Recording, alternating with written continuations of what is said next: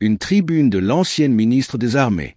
Le Togo a besoin d'un nouveau départ sans Faure Gnassingbé pour enfin reconstruire une république au service de nous tous. Dixie Gnakade Marguerite. Prenez le temps de lire Livre ouvert. 20 ans d'espoir déçus sous Faure Gnassingbé. L'heure du bilan. Lomé, 2 mai 2025. Depuis 2 décennies, le peuple togolais fait preuve d'un courage remarquable face à l'adversité. Il endure, espère, se mobilise, mais trop souvent, il est réduit au silence. Aujourd'hui, alors que le pays traverse une nouvelle phase de crispation politique et d'incertitude démocratique, je prends la plume pour affirmer ceci. Il est temps que la volonté du peuple togolais soit enfin respectée. Je n'écris pas ces lignes en tant que partisane, mais en tant que citoyenne togolaise, femme, mère. Je crois qu'un autre Togo est possible et je sais que ce changement ne viendra pas d'en haut, mais du peuple lui-même, de sa mobilisation, de sa vigilance, de son unité. Il est temps d'écouter ce peuple. 20 années se sont écoulées, depuis l'accession de Faure Gnassingbé à la magistrature suprême, dans des circonstances que l'histoire retiendra comme étant douloureuses. Dans une déclaration devant le peuple souverain, il reconnaîtra l'ampleur de cette douleur en ces termes, je cite, « Plus jamais ça au Togo ». Fin de citation. Aujourd'hui, alors qu'une nouvelle manœuvre politique a été orchestrée pour maintenir Faure Gnassingbé au sommet de l'État sous une autre étiquette, une question fondamentale s'impose. Quel est le véritable bilan de Faure Gnassingbé après 2 décennies de règne? En 2005, il proclamait, je cite, « Li, c'est lui, moi c'est moi ». Fin de citation, annonçant une prétendue rupture prémonitoire avec la gouvernance de son père, le général Gnassingbé Yadma. Cependant, 20 ans plus tard, en dépit de plus de 15 000 milliards de francs CFA injectés dans l'économie togolaise, les résultats tangibles sur l'amélioration des conditions de vie des Togolaises et Togolais peinent à prendre corps.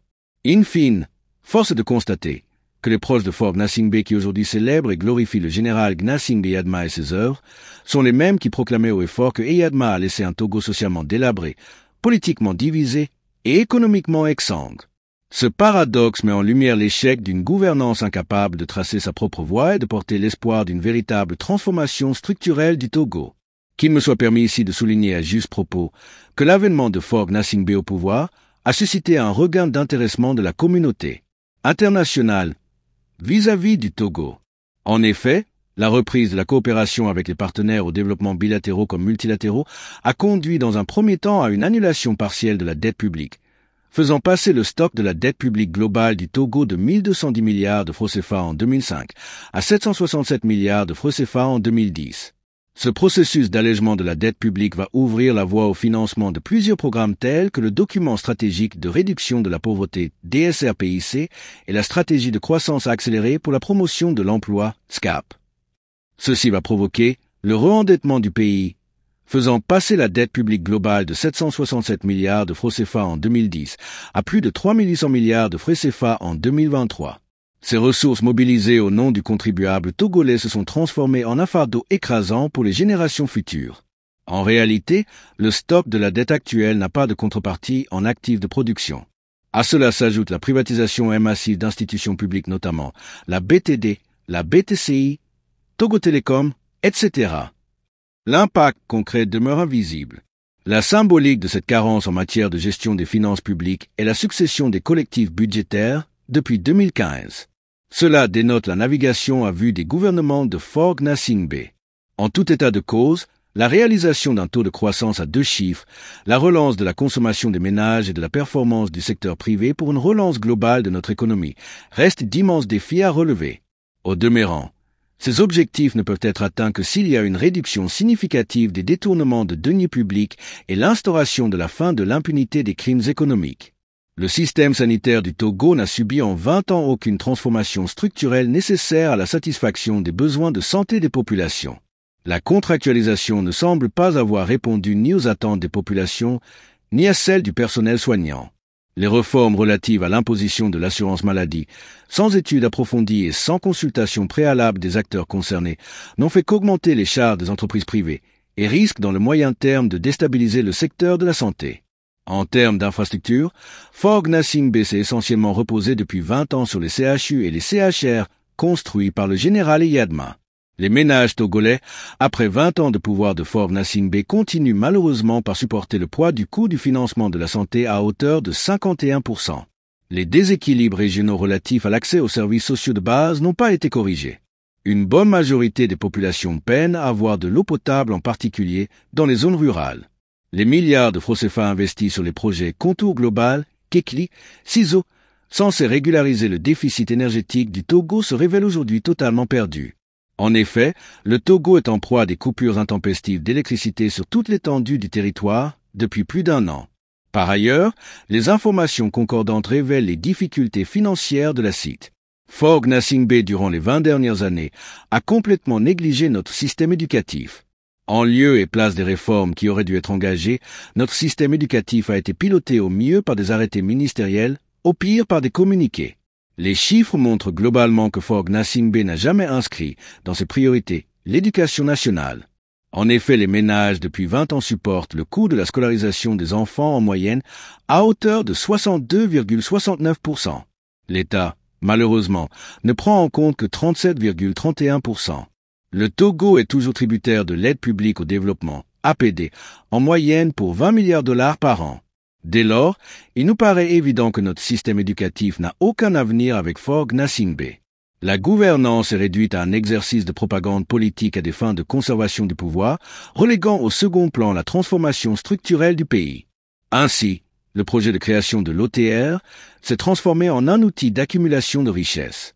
À ce titre, le budget de fonctionnement des 2 régies financières, impôts et douanes, est passé en quelques années d'un peu plus de 5 milliards de francs CFA à 19 milliards de francs CFA, pour une institution qui n'a que pour principale attribution le recouvrement des recettes fiscales. La gestion de l'OTR s'est progressivement muée en celle d'une entreprise privée opérant dans une totale opacité. Sur un autre registre, la modernisation des infrastructures de transport n'a pas eu lieu. L'implémentation d'un ambitieux projet de réseau ferroviaire à même de renforcer l'attraction du port de Lomé et de baisser le coût du transport des biens et des personnes a été abandonnée. Nous n'avons assisté qu'à de petits projets de construction de routes dont les principaux objectifs sont ailleurs. La promesse de la construction d'une autoroute s'est évaporée à l'instar des multiples autres engagements restés sans lendemain. Dans ce contexte, comment croire aux promesses d'accords de transit avec les pays de l'Alliance des États du Sahel, AES? Face à ces défis internes, Fogg Gnassingbé préfère se déployer sur la scène extérieure sous le manteau de pacificateur et de médiateur. S'il est louable de contribuer à résoudre les conflits de ses voisins, il est d'autant plus impératif d'assurer d'abord à son peuple l'accès au minimum vital.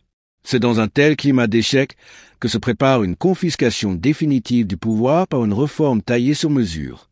Que vaut l'instauration d'un régime parlementaire dans un pays où les députés ou sénateurs sont choisis? Il transparaît dès lors que ces sénateurs, députés, gouverneurs et autres figures imposées n'ont d'autre vocation que d'entériner, sans débat ni contradiction, la mise en place de Fogg Gnassingbé, au mépris de la souveraineté du peuple togolais. En réalité, ceux qui se congratulent aujourd'hui d'occuper des postes de pouvoir sous ce régime sont en réalité les plus enchaînés.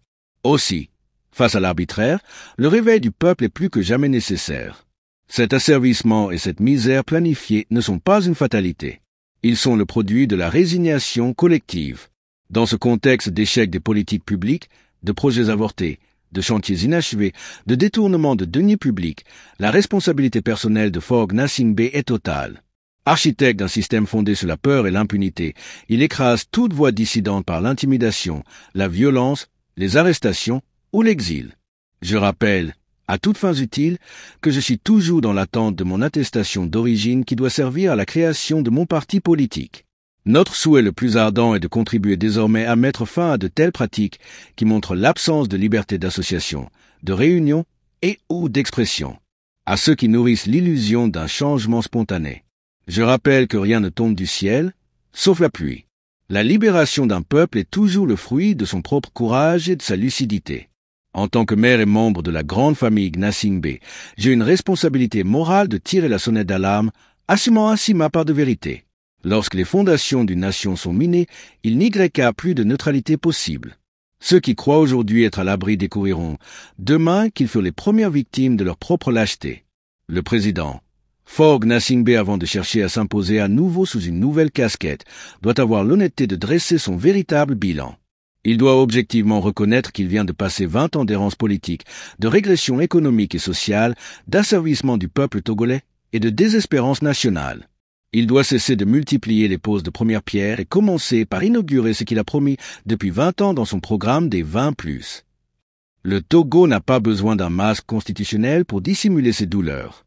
Le Togo a besoin d'un nouveau départ sans Faure Gnassingbé pour enfin reconstruire une république au service de nous tous. Le Togo a besoin de stabilité, mais pas d'une stabilité imposée par la force et le silence. Il est temps de comprendre que le vrai socle de la paix durable, c'est la justice, l'équité et le respect du citoyen. Les Togolaises et Togolais attendent des perspectives, pas des blocages. Nos concitoyens veulent être entendus, pas gouvernés par la peur. Ils veulent d'un État qui protège, pas qui réprime.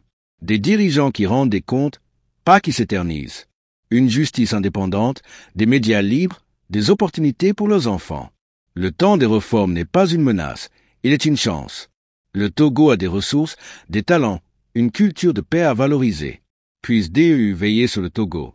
Madame Essosina Marguerite Yakad, ancienne ministre des Armées du Togo.